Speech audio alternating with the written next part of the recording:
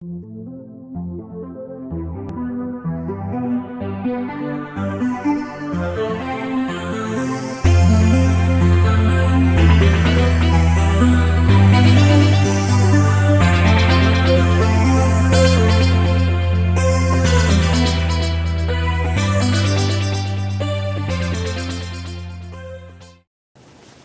I'm Tom Upchurch. I'm sitting here with Phil, call him Cousin Phil. First became engaged with genealogy mostly under his influence many years ago when I found there was the guy out there who was doing all sorts of research on the Upchurch family. I knew there were other people who were doing it, but not to the extent that he was.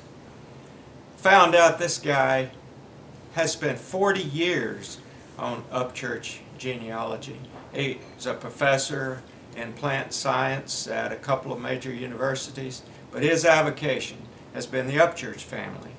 And I had a number of questions I wanted to ask, if you don't mind. Sure. Okay. I have been to Phil's house, and there are incredible numbers of filing cabinets filled with information. There are 4,000 pages of published information, all on Upchurches. How did you get involved in this like that? Well, Tom, that's a question people often ask me. In fact, everybody asks everybody, how did you get started in family history? So, in fact, I've had a chance to prepare myself for this question. Oh, and I got interested in the two circumstances. The first time was a very fleeting kind of circumstance, and I'll tell you about that. But after that happened, a number of years went by, and I really decided to get interested, and here's what I wrote in 1975. wow. I said, Upchurch Genealogy, notes taken by R.P. Upchurch based on discussions with Uncle Geddes Upchurch.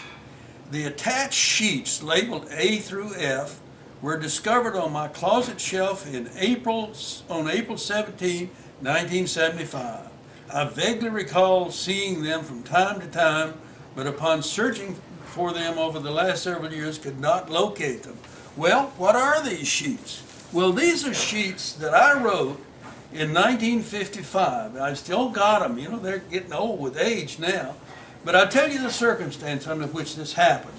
Uncle Geddes was an old bachelor, and he and I were good buddies. We went possum hunting together. And That's as close as you can get. and Uncle Geddes and I were really a pair. Uncle Geddes often had the desire but not the wherewithal, and he wanted to place a tombstone at his grandfather's place. Now, his grandfather was Gilbert Upchurch, born in 1792 and died in 1835. And he had the tombstone created, but he didn't know where his grandfather Gilbert was buried. So I had a car, so he commissioned me to haul him up to the next county to see where they were. And along the way, I started asking Uncle Geddes, what can you tell me about the family?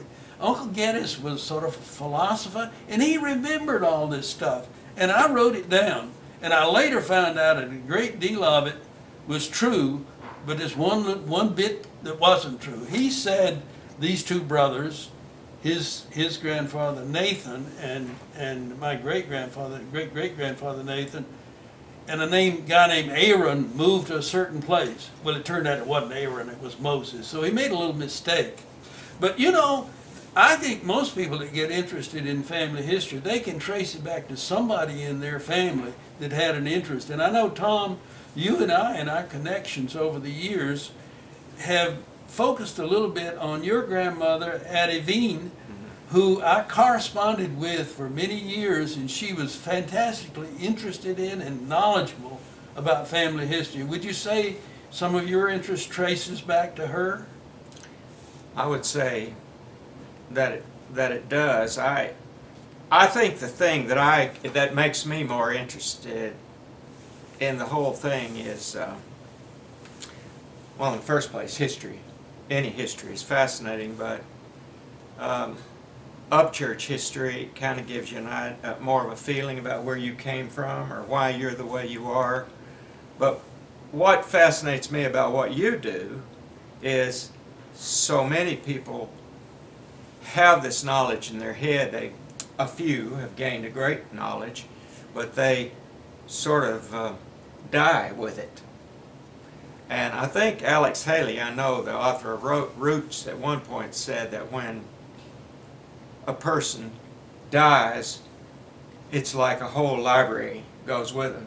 So one of the things I'm excited about in doing these Upchurch story videos is documenting for this generation and future generations what you know about Upchurches, along with what's written in the Upchurch bulletins. So that's one of the things that got me fired up about this. And of course, I'm a little bit of a computer nerd, just enough to get myself in trouble, but enough to know that if we can preserve this this information that you have, this will probably be a tremendous thing for future generations to well, have. Tom, that kind of fits in with how my interest unfolded.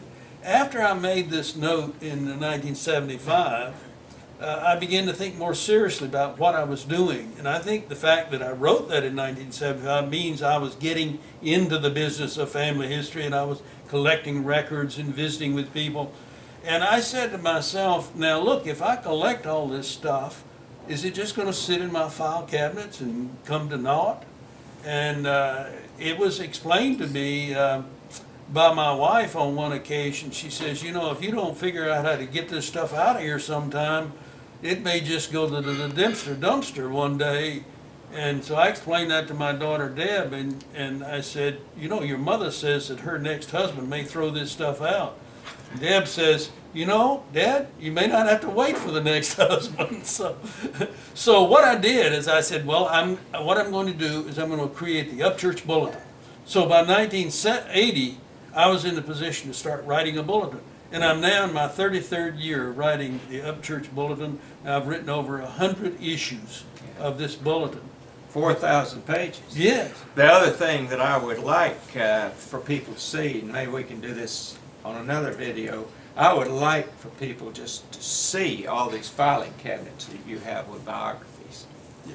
Well, you know, I had to take one step beyond this because I collected so much stuff I couldn't put it in the Upchurch Bulletin, and that's when I came up with the idea of trying to have an Upchurch collection at the university. And that'll take another telling to go into the details about the Upchurch collection that has been established at North Carolina State University. Right. Another unique opportunity for our very special Upchurch family. Right. So that's how I got started. So we're trying to do it. We're going to have a we've got a web page. Yes. We're doing these videos. We've got the Upchurch Bulletin, which are archived at the University of, North Carolina State University, and so a lot of good things going on. All right, let's go take a look at those files, Tom. All right, we'll do that in the next video. Very good. Okay.